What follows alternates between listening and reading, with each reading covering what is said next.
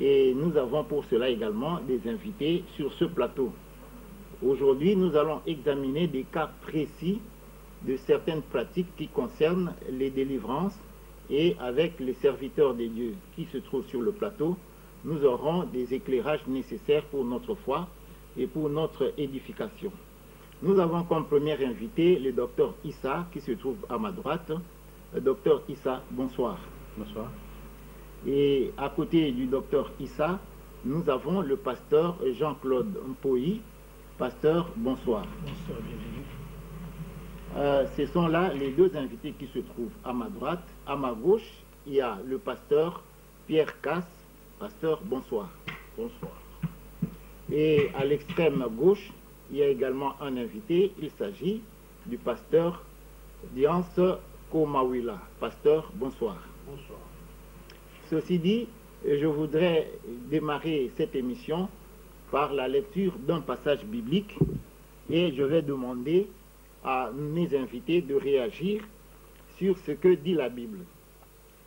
J'ouvre ma Bible dans le livre des rois, deuxième livre des rois, au chapitre 4, du verset 33 au verset 36. Chapitre. Deuxième livre des rois, au chapitre 4, verset 33 à 36. Je vais lire. Élisée entra et ferma la porte sur eux deux, et il pria l'Éternel. Il monta et se coucha sur l'enfant. Il mit sa bouche sur sa bouche, ses yeux sur ses yeux, ses mains sur ses mains, et il s'étendit sur lui. Et la chair de l'enfant se réchauffa.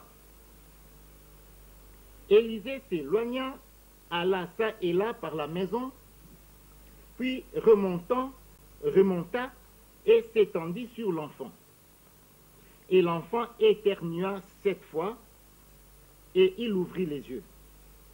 Élisée appela Géasi et dit, appelle cette femme sunamite. Géasi l'appela, et elle vint vers Élisée qui dit, prends ton fils.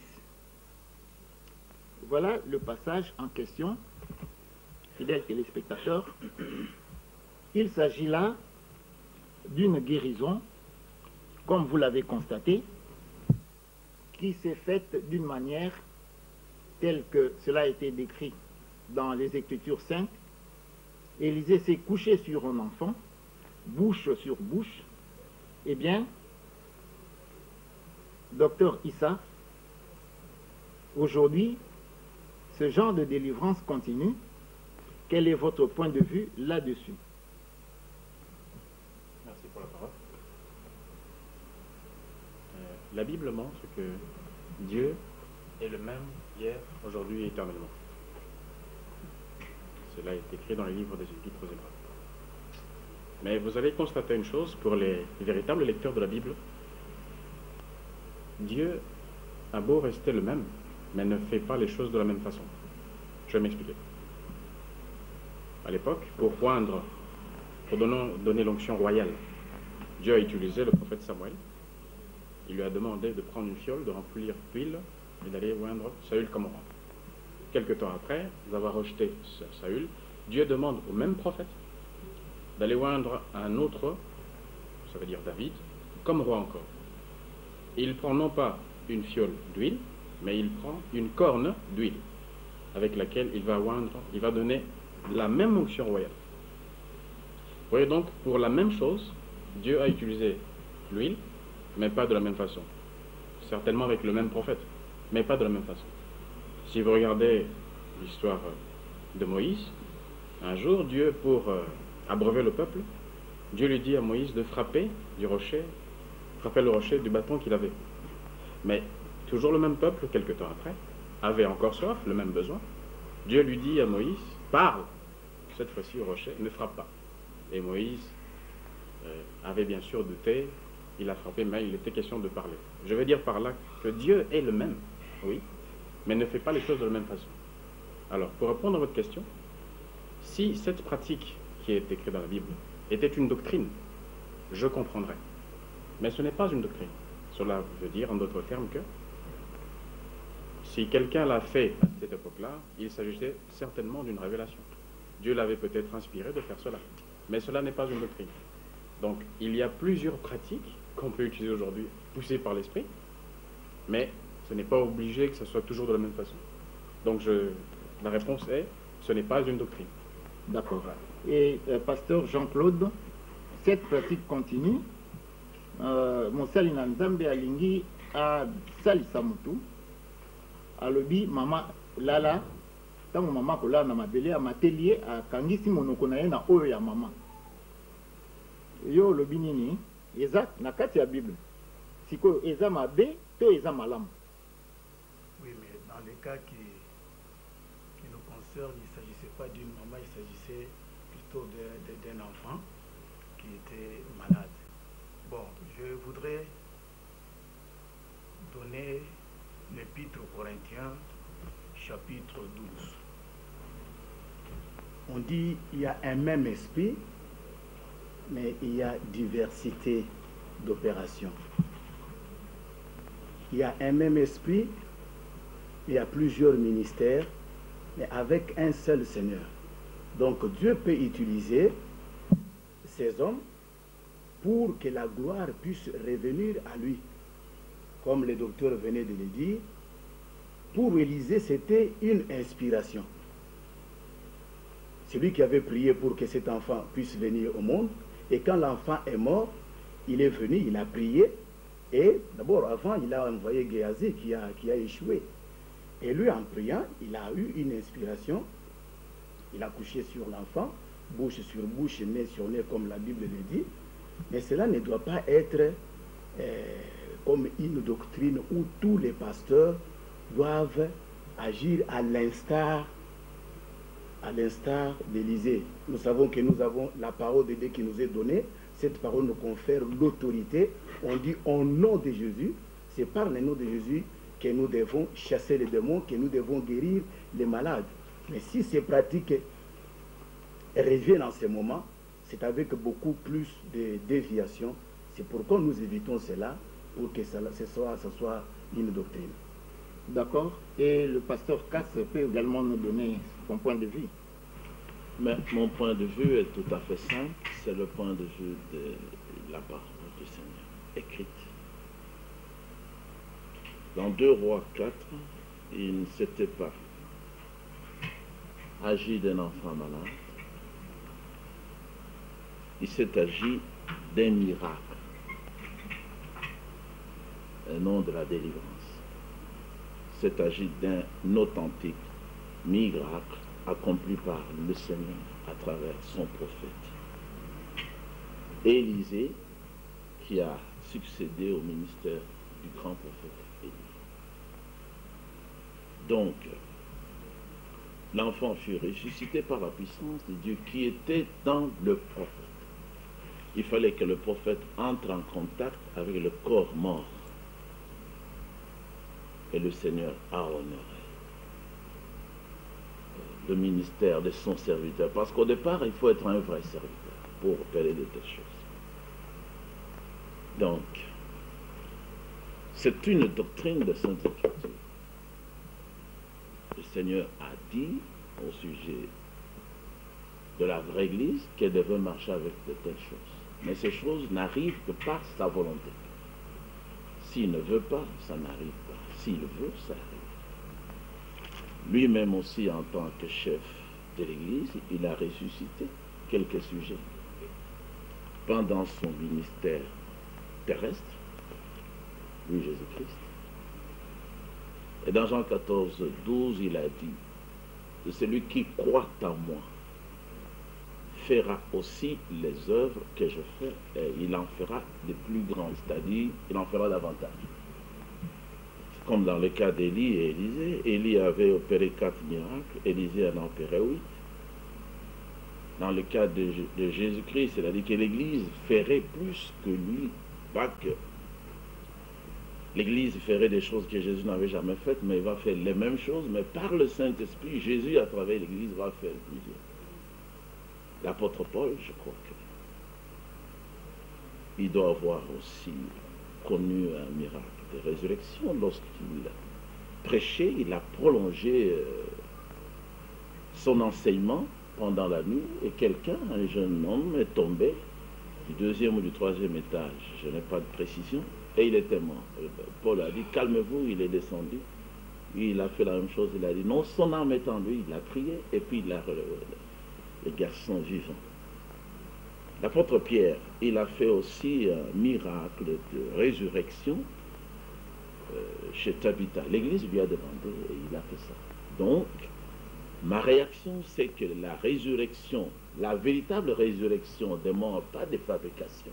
Il y a des gens qui trompent les autres, qui font ça. Mais dans notre ville ici, les gens n'ont pas encore vu un cas de guérison authentique.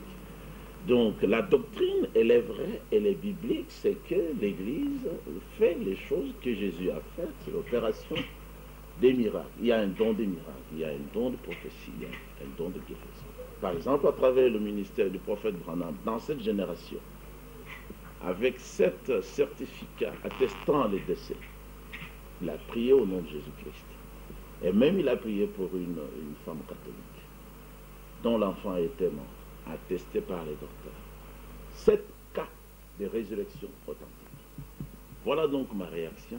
C'est un miracle authentique. C'est la parole du Seigneur. C'est à enseigner. Pas enseigner qu'il faut seulement nécessairement se coucher sur l'enfant. Non, mais on peut aussi opérer ce miracle par la parole. Vous parlez comme le Seigneur lui-même. Il a parlé et les morts revenaient. Merci, pasteur. Et le pasteur Diance, votre réaction vis-à-vis de ceux qui se livrent encore à cette pratique, parce que souvent, on voit, pas souvent, mais il y a des cas avérés où des serviteurs de Dieu ont demandé à des personnes à délivrer de se coucher et les serviteurs s'est étendu sur cette personne. Quel est votre point de vue sur cette pratique qui est pourtant biblique, mais apparemment qui ne cadre pas avec les bonnes mœurs? Merci beaucoup, M. Simon. Je pense que, avant de répondre à ce que vous avez posé comme question, je voulais abonder de la même façon que mes prédécesseurs. Je suis d'avis que Dieu opère différemment. Pour un seul cas, il a 1000 manières de nous délivrer. Mais je voulais lire un passage biblique, je vous en prie, qui va nous permettre de comprendre que Élisée n'était pas la première personne à pratiquer cette méthode. Je lis la Bible dans 1 Roi, chapitre 18.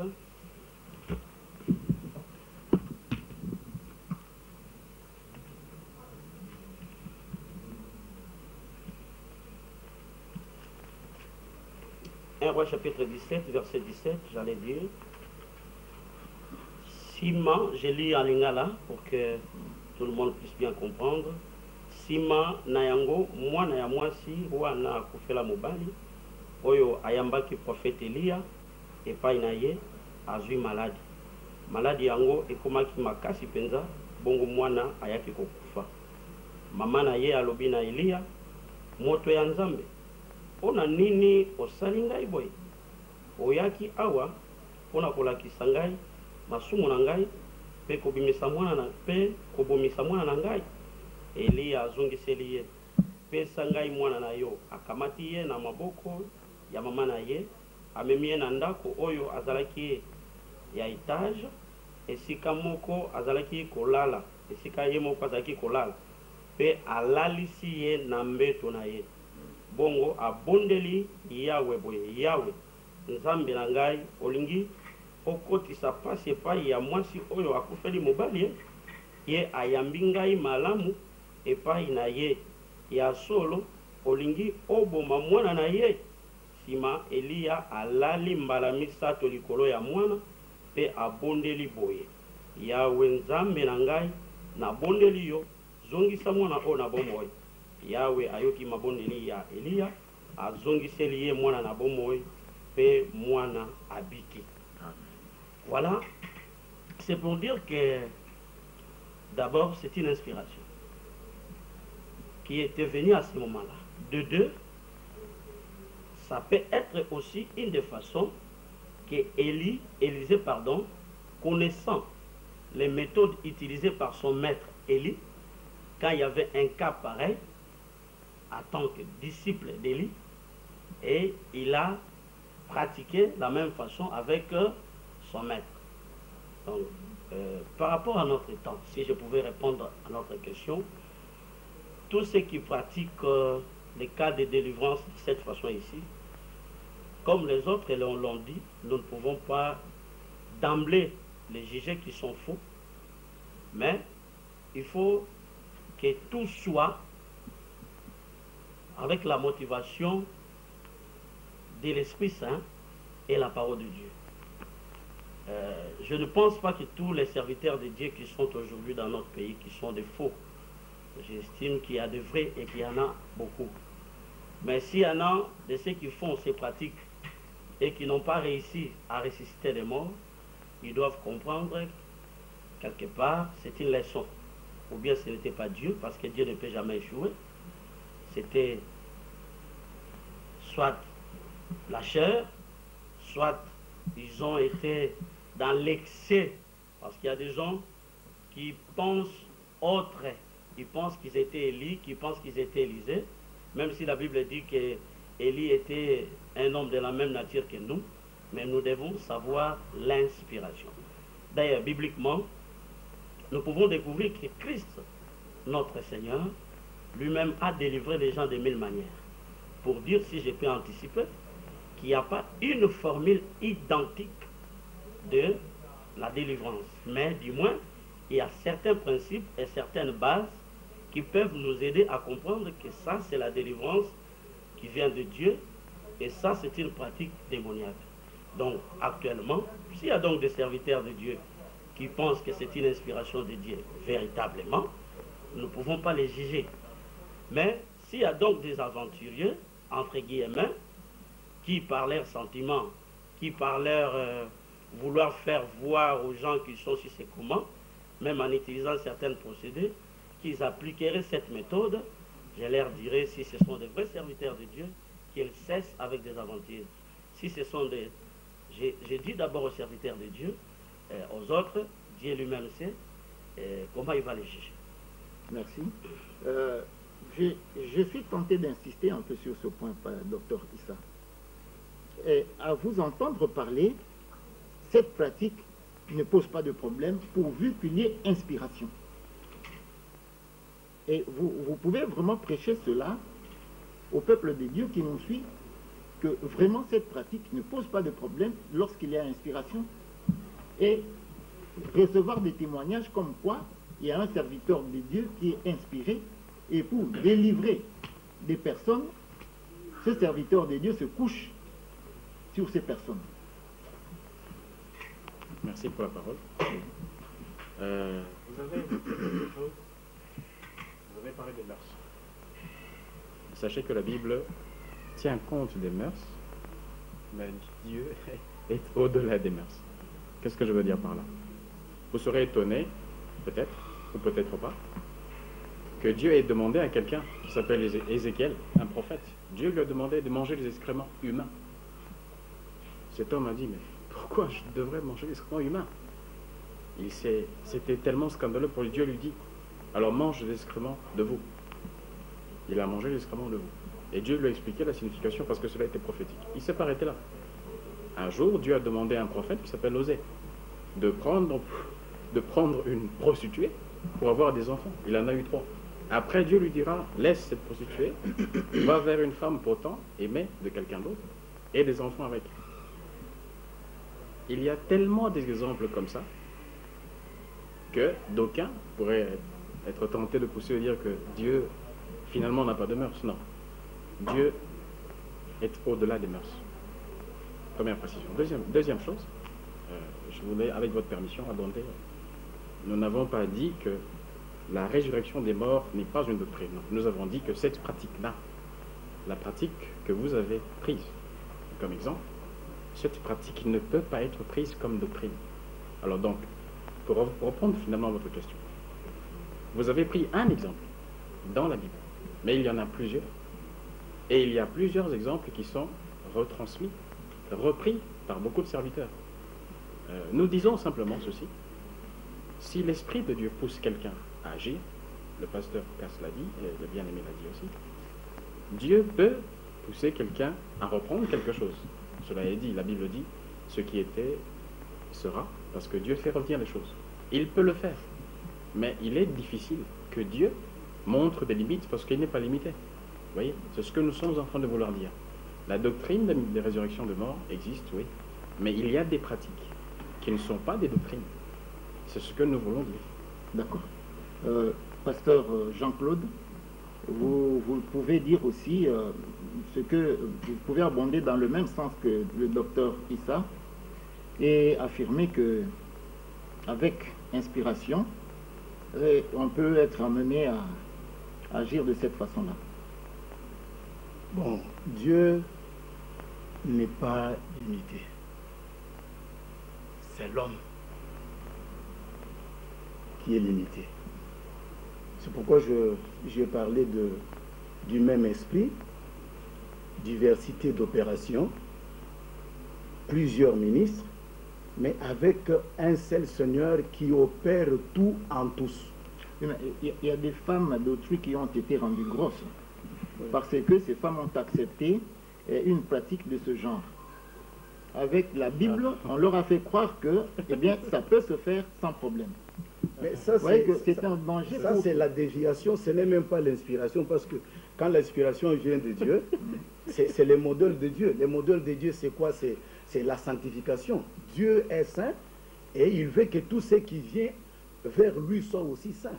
Un serviteur de Dieu qui a reçu une inspiration de Dieu, il doit être un vrai serviteur de Dieu. Il ne doit pas dévier. Si cela arrive, c'est pourquoi nous condamnons, parce que si ça devient une doctrine, il y aura beaucoup de défis, beaucoup de gens vont faire de n'importe quoi. Voilà pourquoi nous disons, comme le Saint-Esprit est là, il y a diversité d'opérations, Dieu est là, il peut inspirer des choses, nous ne pouvons pas limiter l'action du Saint-Esprit.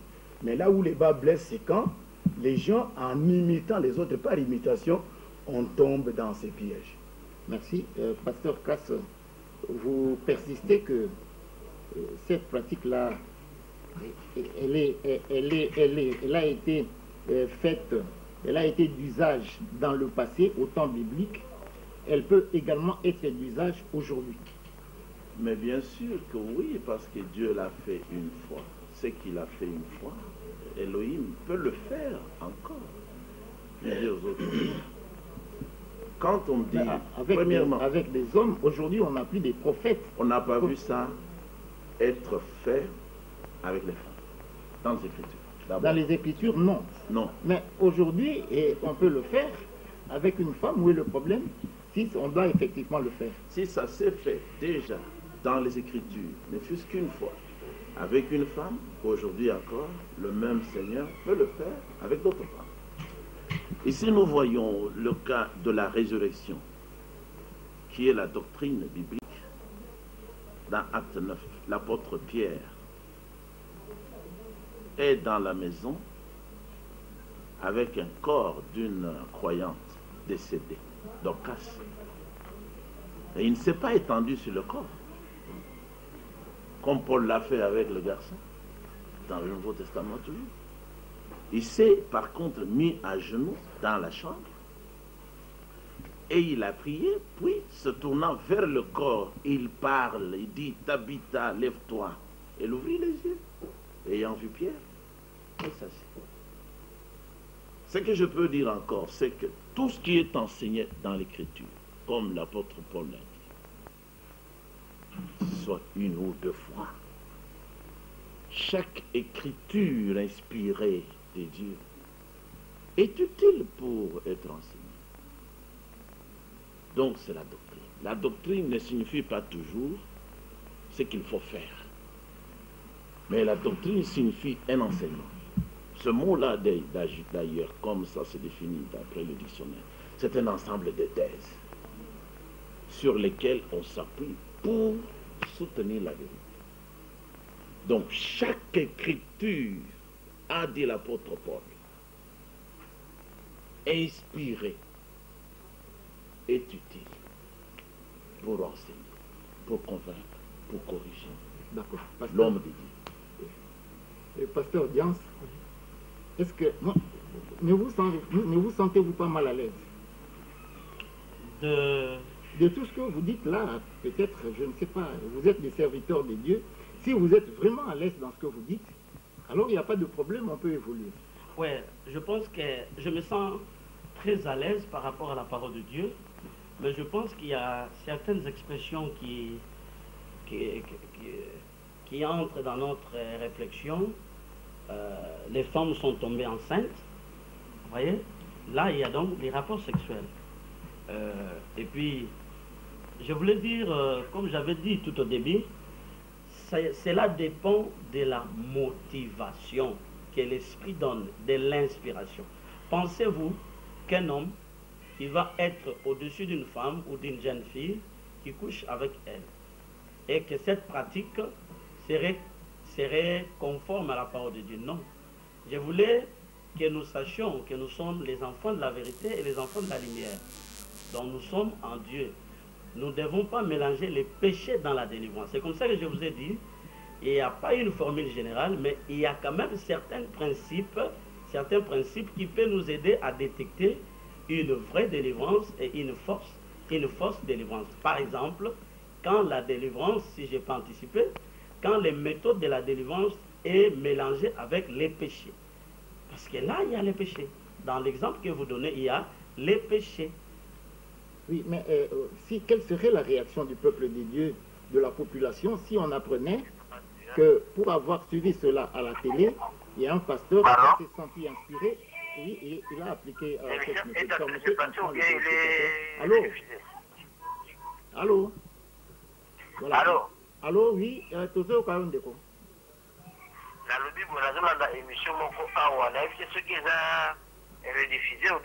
Non, l'émission passe en direct, vous pouvez vous exprimer. Okoy Koloba. Est-ce rediffusé? Ah, pardon? Est-ce rediffusé ou désolé gars? Oui, émission Ezoleka Okoki Koloba. Oui, dans le niveau. Oui. Parce que vous allez m'excuser d'intervenir un peu. Au moins, il y a beaucoup de sous-sous. La lobby, c'est que vous avez pas la miquée, vous avez des colos. Les gens, ils sont sous-sous. Beaucoup de gens qui la télévision. Parce qu'il faut d'abord préparer très bien. Les gens n'ont pas de sous-sous. On comprendra facilement. Quand vous parlez à ma pratique, les pratiques anciennes, ils ont vous arrêté. Pour Daniel Sala, il faut faire la remontée aux Azé, mais il doit aller avec, je ne suis pas des pasteurs, par révélation des esprits. Non. Parce que là, vous donnez un accès facile dans ma petite ébélée. Vous allez m'excuser. Donc, c'est pas cette unité, je devais parler un peu beaucoup. Je ne suis pas d'accord. Voilà. Allô, voilà. Je crois que la communication n'est plus bonne. Merci, monsieur. Je crois qu'on vous a suivi. Le pasteur Diance, vous pouvez aussi réagir. Oui. Bien que je n'ai pas très bien suivi la réaction de notre frère, mais j'ai pu un peu comprendre, c'est comme s'il dit, c'est dangereux. Si nous appuyons de telles choses, ça peut donner l'avantage à certains aventuriers. C'est ça justement. Je pense, l'impression que j'ai eue en suivant un peu les messages, c'est ça. Ce qui est vrai, vous voyez, les dangers qu'il voit, c'est les mêmes que nous les voyons aussi. C'est pourquoi nous ne voulons pas dire que c'est une doctrine, nous ne voulons pas dire que c'est un principe, nous ne voulons même pas dire que ça doit être fait comme ça. Même, nous savons que Dieu est Dieu. Nous sommes limités, Dieu n'est pas limité. C'est comme ça que nous insistons. Dans la pratique de la délivrance, on ne doit pas trouver une méthode, même pas une tendance de péché. Non. C'est vrai, vous pouvez parler du temps, des mers, mais vous constaterez que dans le passage au Pessibiso même, on est en train de parler qu'à Zuimoana, à continuer la chambre, Même à cette époque-là, ça pouvait toujours poser problème. Il y a aussi non pas seulement problème de mœurs pour la guérison, pour la délivrance. Il y a aussi beaucoup de problèmes de certaines contradictions par rapport à certaines pratiques de la société. Quand Christ lui-même va guérir quelqu'un qui était aveugle, a vu cracher à bois qui n'a ma belle, a vu potopoto, a dit moutouana na miche. Par rapport même à la médecine, c'est comme si ozo boma moutouana miche ou pas monate. Nous disons seulement que Dieu a multiples façons de faire ces histoires. Mais gare aux aventuriers, nous ne les soutenons pas, nous ne les poussons même pas. Nous ne voulons pas aussi que les gens disent que Élie a fait, moi aussi je l'ai fait, hein, mais tout en sachant qu'il y a assez à bomber les Kambounaïs. Nous pensons que si jusque-là, Dieu n'a pas inspiré quelqu'un à le faire, ne le faisons pas. Par exemple, moi, Dieu ne m'a jamais inspiré de telles choses, je ne peux pas être tenté de le faire. Je pense que comme Pasteur Cass l'avait dit aussi, hein, actuellement, on n'a pas vu des choses comme ça. Donc on ne peut pas soutenir des gens, de dire que faites ça parce que vous voulez le faire, parce que c'est biblique. Et je voulais dire, ce n'est pas seulement parce que la chose est biblique qu'il faut appliquer. Dans le biblique, c'est ce que disent beaucoup de serviteurs de Dieu. C'est-à-dire c'est une mauvaise compréhension de soutenir un argument. Parce que dans le biblique, il y a des gens qui ont fait de mauvaises choses qui sont bibliques. Dans le biblique, il y a des choses qui ont été adaptées par rapport au temps. Et dans le biblique, il y a des choses qui ont été circonstancielles. Sinon, tengo kene na ba ophtalmologie ni oso siko to bwa ba cracha na se. Biso nyoso ba pasteur to bana ko tia ba to ba cracha na mna to sangisi na ba zelo to tia bango ba mona. Donc il y a un problème d'inspiration, il y a un problème d'être sérieux avec Dieu. Il ne faut pas faire des choses parce que ça a été seulement fait. Ok, d'accord, merci pasteur. Docteur Issa, il y a une autre pratique, c'est l'huile d'onction. Aujourd'hui, dans beaucoup d'églises, on applique de l'huile d'onction pour la délivrance. Mais il y a des églises qui ne sont pas d'accord avec cette pratique. Et pourtant, c'est écrit également dans la Bible, dans le livre de Jacques, où il est demandé qu'on applique de l'huile d'onction sur les corps des malades, et ces malades seront guéris. Quel est votre point de vue au sujet de l'huile d'onction? Allô? Permettez, pasteur, il y a le téléspectateur. Allô? Allô, c'est moi qui viens d'appeler tantôt. Allô? Allô? Oui, Tozo Kayon? Oui, c'est moi qui venais d'appeler tantôt. Allô? Oui, allô? Allô? Voilà, je crois qu'il est parti. On revient sur le plateau. Docteur Issa. Merci pour la parole. Mais vous permettez que je puisse apporter une précision dans ce que vous êtes en train Je vous en prie. de dire.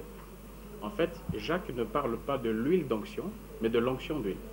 De l'onction d'huile. Voilà. Alors, L'huile d'onction a pris existence dans Exode 30, là où Dieu, parlant à Moïse, voulant apporter une consécration, c'est-à-dire une mise à part des hommes et des objets du culte, il explique, il donne une formule. C'est une formule avec 5 ingrédients, entre autres l'huile d'olive. Mais il y a 5 ingrédients.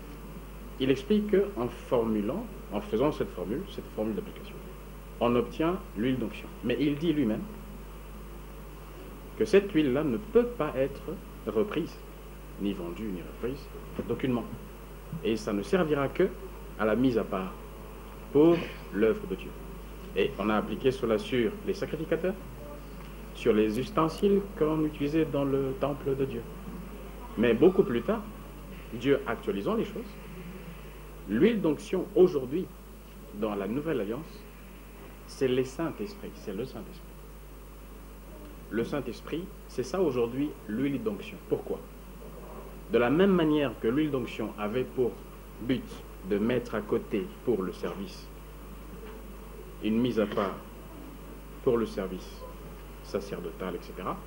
De la même manière, le Saint-Esprit, vous le verrez dans Actes des Apôtres, là où le Saint-Esprit dit formellement, mettez-moi Paul et Barnabas à part pour l'œuvre que je voudrais qu'ils fassent pour moi. Donc le Saint-Esprit est l'huile d'onction d'aujourd'hui.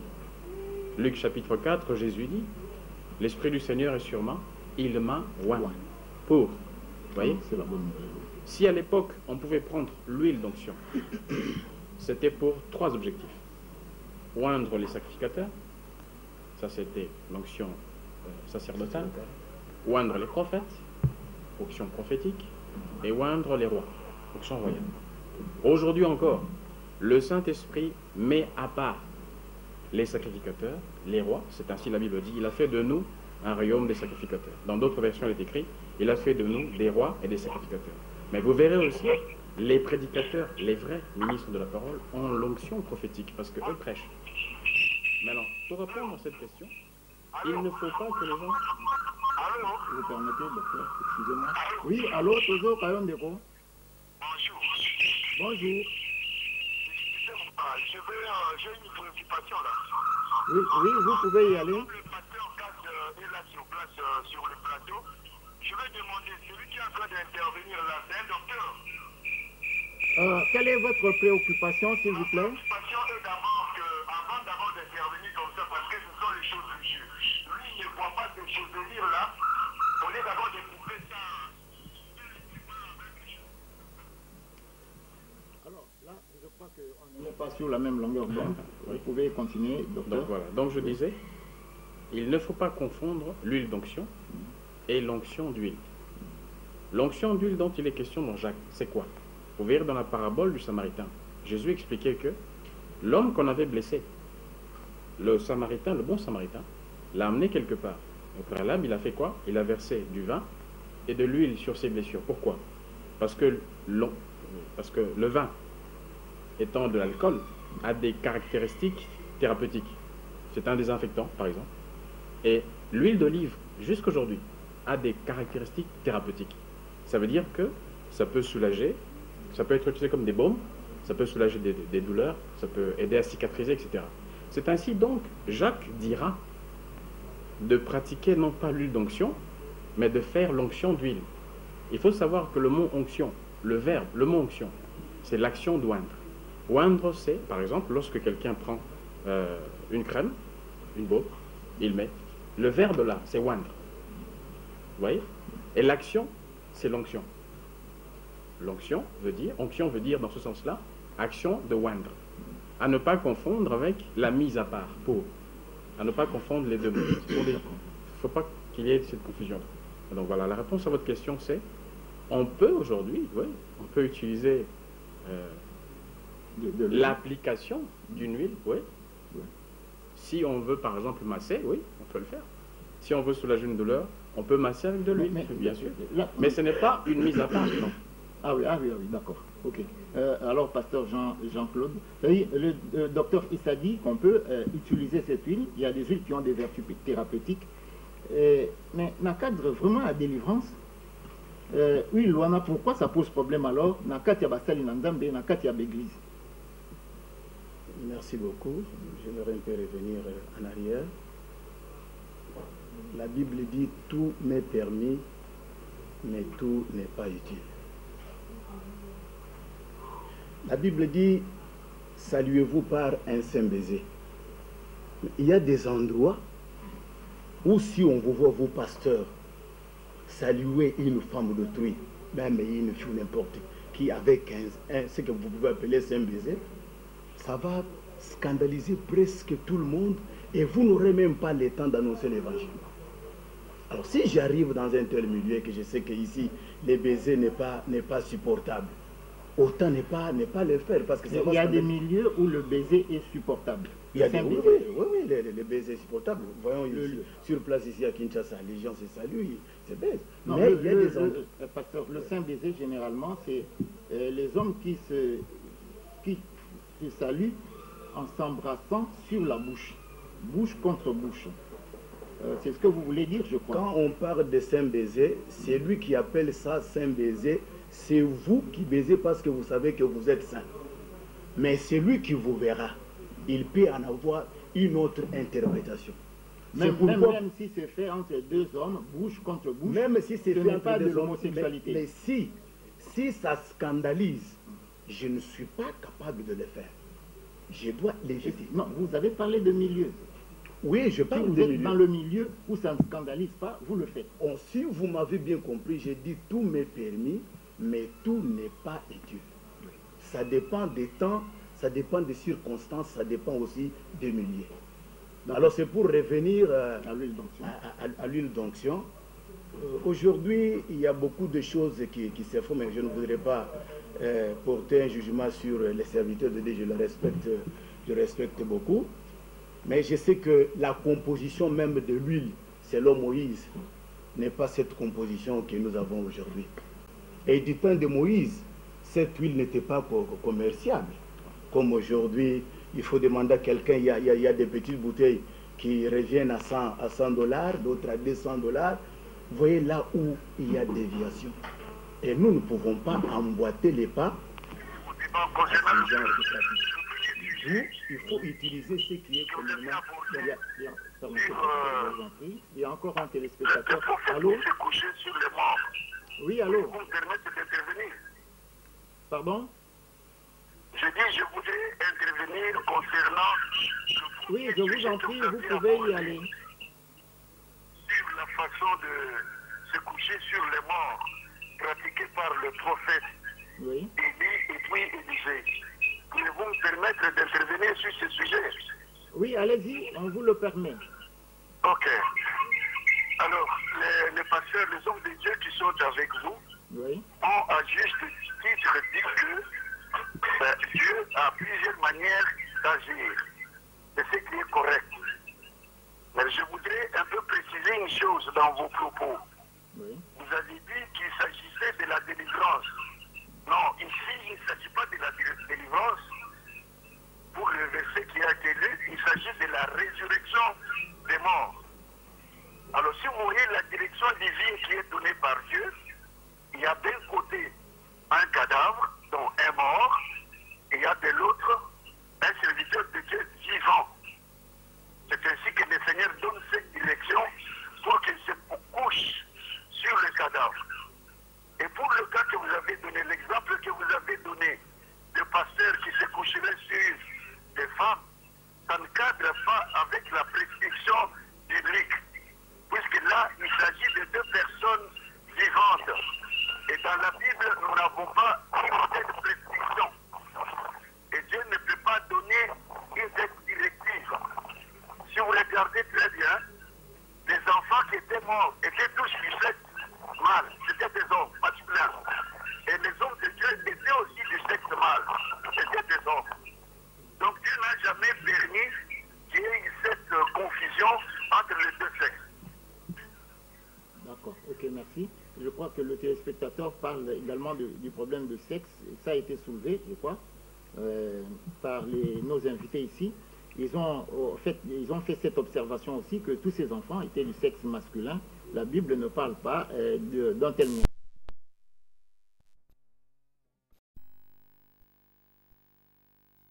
Cet aspect-là a été abordé, à moins que lorsqu'ils auront la parole, ils cherchent à revenir sur cet aspect. Alors là, j'aimerais que le pasteur Jean-Claude puisse terminer son point de vue.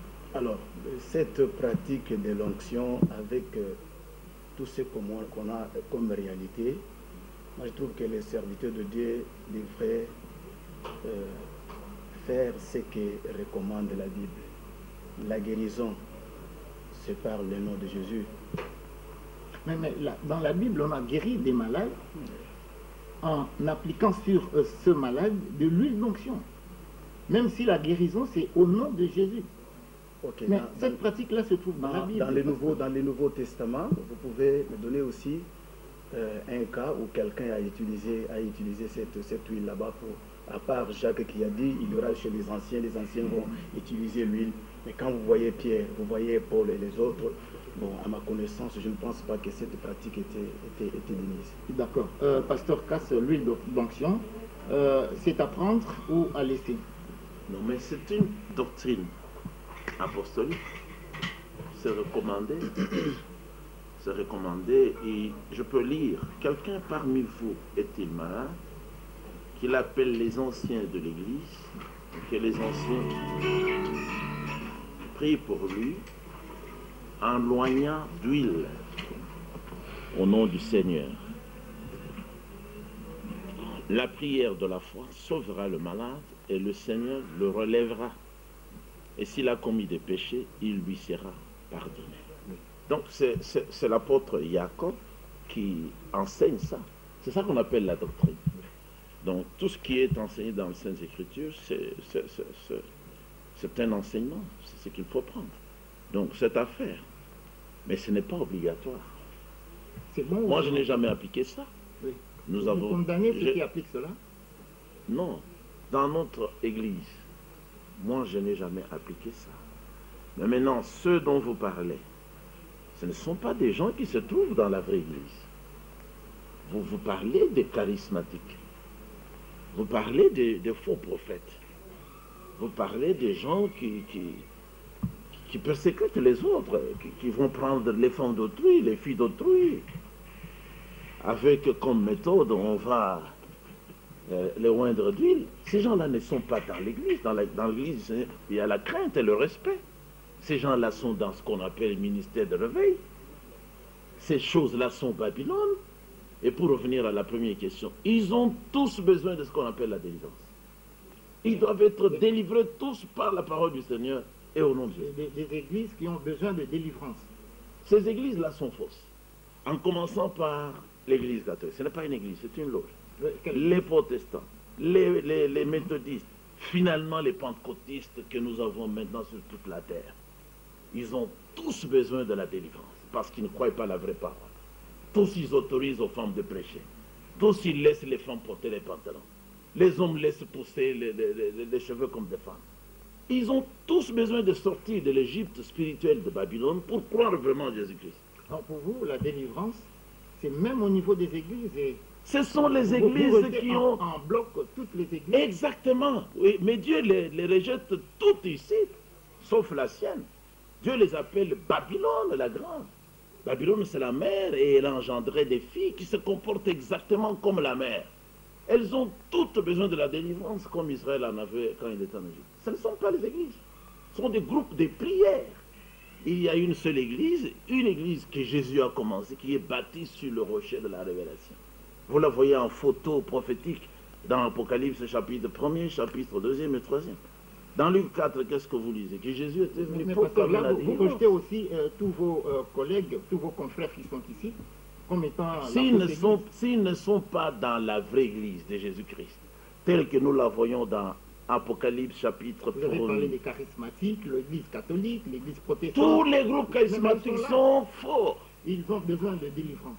Toutes ce qu'on appelle le ministère de réveil, tous les ministères de réveil sont les ministères de la mort, sont faux. Les ministères ne sont pas les églises. Il y a une église dans laquelle Jésus a établi les ministères. Ministère d'apôtres, ministère de prophètes, de docteurs, ministère de pasteurs et d'évangélistes. Ce sont les hommes qui travaillent ensemble dans chaque ville pour les mêmes personnes. Ce ne sont pas des groupements séparés. Ce sont des gens qui trompent les autres. Ils ont tous besoin d'être délivrés par la vraie parole afin de revenir. Regardez par exemple ici. Dans Luc 4, lorsque Jésus parle de la délivrance, il parle de la guérison, de l'année de la grâce, il revient à ce qu'on avait ici, à Élie le prophète. Il donne ce cas-là. Il revient à Élisée, l'écriture que vous avez citée. Et puis finalement, qu'est-ce qui est dit? Les gens étaient frappés de sa doctrine. C'est la doctrine. Mais vous avez appris ici que ce n'était pas la doctrine. Mais c'est la doctrine de Jésus. Ils étaient frappés de sa doctrine. Merci, merci. C'est-à-dire de son enseignement, verset 31. Merci, pasteur. Pasteur Diance, vous venez ici parler de la délivrance alors que vous avez vous-même besoin d'être délivré. Ça n'engage que pasteur Casse.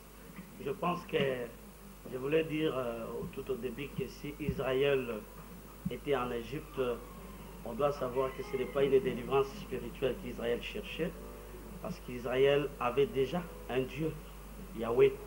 Même en Égypte, ils savaient qu'il invoquait Dieu. Et d'ailleurs, s'ils étaient libérés, c'était pour aller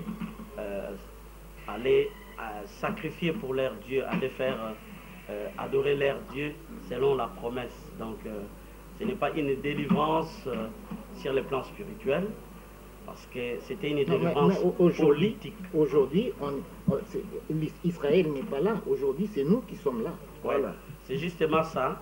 Mais c'est pourquoi il faut bien contextualiser la parole de Dieu. Il ne faut pas donner les mots il ne faut pas donner un exemple qui ne cadre pas avec la réalité. Parce que là, Israël continue à adorer Dieu. Et par preuve qu'il avait envoyé Moïse et Aaron, qu'il adorait, qu'il aimait, et Moïse qui était prophète, et Aaron qui était Moïse qui était prophète, mais que Dieu lui a dit que je te rends Dieu devant Pharaon, et je rends ton grand frère Aaron il sera pour toi comme un prophète. Donc ils avaient déjà la pensée de Dieu. Et d'ailleurs la Bible dira dans Exode qu'ils ont crié vers l'Éternel et l'Éternel les avait entendus. Il a écouté les cris des enfants d'Israël dès l'Égypte et il est descendu lui-même pour les sauver. En clair, vous voulez dire que les autres doctrines ne sont pas des fausses doctrines. Oui, bon, pour ne pas sortir de parce notre que là, il faut qu'on revienne à l'huile d'onction. Oui, non, c'est-à-dire, J'ai voulu que vous puissiez réagir parce que vous avez été violemment pris à partie par le pasteur Cass et apparemment, il a des arguments pour se défendre. Bon, c'est comme ce que j'ai dit, je le répète, ça n'engage que lui. Moi, j'ai l'assurance du salut. Je sais que pour moi, je ne parle pas d'église, je parle d'une personne qui reçoit le Seigneur Jésus-Christ comme son Seigneur et Sauveur. C'est celui-là que je crois qu'il est sauvé. S'il y a des gens qui ajoutent autre chose, moi la Bible me dit pour que quelqu'un soit sauvé, il doit recevoir le Seigneur Jésus-Christ comme son Seigneur et Sauveur personnel. C'est de là que je sais qu'il appartient à une église universelle où le Seigneur Jésus-Christ le reconnaît comme fidèle, comme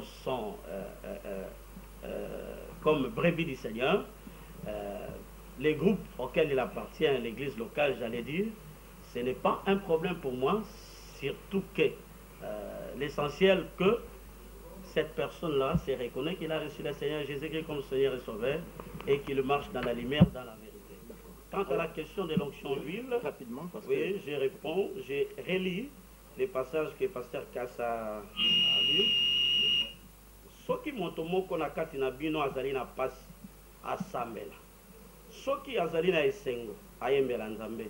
Soki motomoko na kati na bino azali na maladi abenga bamutu ya muntu ya eklesia basambela mpona ye mpe bapakola ye mafuta na kombo ya nkolo Yesu.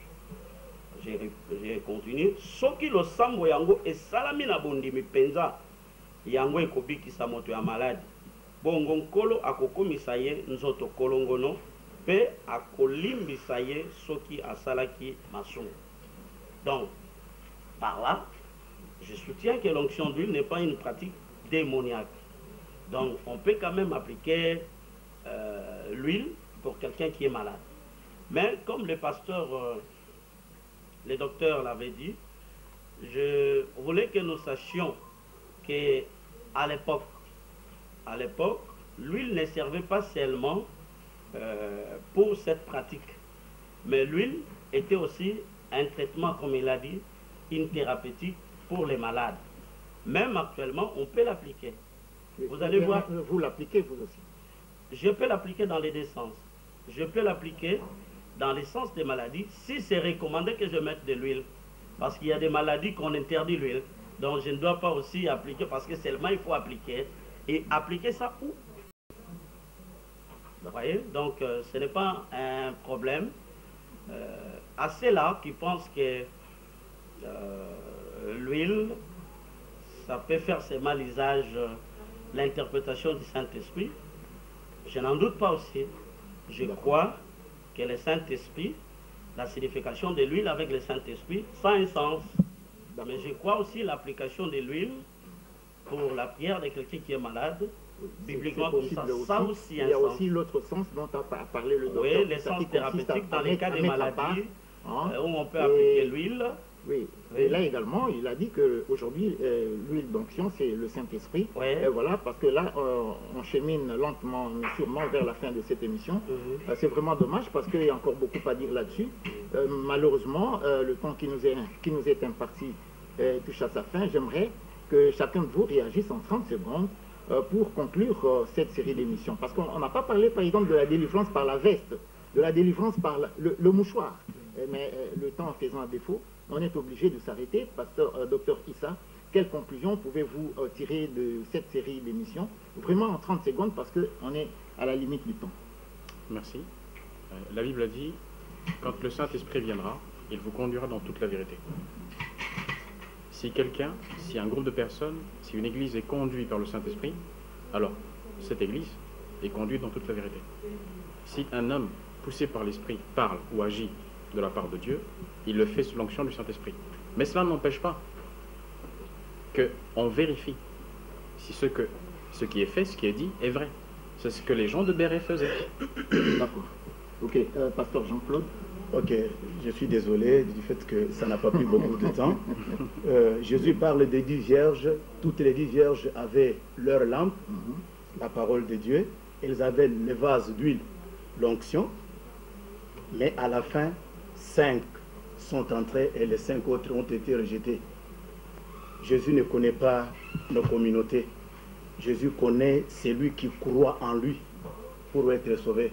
Mon avis est que dans toutes les communautés, dans toutes les églises, il y a les enfants de Dieu qui seront enlevés. Là, vous ouvrez un autre débat. On reviendra peut-être sur ce débat prochainement, parce que apparemment, les gens ne sont pas satisfaits. Mais j'aimerais que le pasteur Casse puisse conclure également. Oui, en quelques mots seulement. Le frère vient de dire que toutes les vierges, les 10 vierges avaient de l'huile. Mais Jésus dit ici au verset 3 que les folles, en prenant leur lampe, ne prirent point d'huile avec elles. Le frère aussi avait dit qu'Israël n'avait pas besoin de la délivrance spirituelle. Mais je suis avec Yoshua ici, qu'on appelle Josué. Il dit aux enfants d'Israël, alors qu'ils ont déjà quitté l'Égypte, vous avez choisi, ou vos pères ont servi les dieux, les faux dieux, quand vous étiez en Égypte. Et comme preuve de tout cela, il leur dit au verset 23, ôtez donc les dieux étrangers qui sont au milieu de vous. Dans Jean 8, quand Jésus parle de la délivrance. Mais il parle avec les enfants d'Israël, les religieux, des prédicateurs. Il dit, si qu'on revienne sur la délivrance du prochainement. Oui, mais c'est ça le sujet. Alors, je crois qu'on va peut-être élargir le plateau, à moins que nos invités n'y pensent autrement. Alors, pasteur Diance, votre conclusion en 30 secondes. Oui, je pense que d'abord, tout au début, les mots délivrance voudraient dire sortir d'une domination spirituelle. Cette domination peut être les péchés, peut être la maladie, et peut être tout autre démon ou tous les démons. Je pense qu'en tant qu'enfant de Dieu, aujourd'hui les gens ont des sérieux problèmes. Ils ont besoin de la délivrance. Cette délivrance doit commencer par les spirituels, c'est-à-dire par l'âme de cet homme qui veut recevoir le Seigneur Jésus-Christ. Parce que la Bible nous montre d'une façon claire que si quelqu'un est délivré, ou dans Luc chapitre 11 verset 24, soki moto soki molimo mabe etiki nzoto ya moto ekendeke kotelengana na isobe pona koluka esika ya kopema, soki ezwi esika ya kopema te emilobelaka nazongela moto oyo na kati ye azali lokola ndako ya ngai. Kasi tango molimo ezongelaka moto yango ekutaka ye akomi lokola ndako oyo bakombi pe babongisi malamu bongo ekende kokozwa molimo sawa. Là vous parlez encore de réincarnation, pasteur, on risque de s'éterniser. Non, je voulais dire que... Vraiment en 10 secondes. Oui, je voulais dire que il est important de préparer d'abord les cœurs de celui qui doit être délivré. C'est-à-dire qu'il reçoit le Seigneur Jésus-Christ comme son Seigneur et Sauveur personnel. Et après cela, vous pouvez l'aider. Vous pouvez prier pour lui, mais vous pouvez aussi l'aider à garder la sanctification et à mener une vie de prière intacte. Je voulais dire aussi, il est important pour la délivrance. Merci pasteur. Vraiment, je suis désolé. Merci beaucoup. Excusez-moi, fidèles téléspectateurs. Vraiment, c'est terminé pour cette émission. Au revoir et bonne suite de programme sur Mirador TV. Prochainement, on revient sur la délivrance des églises.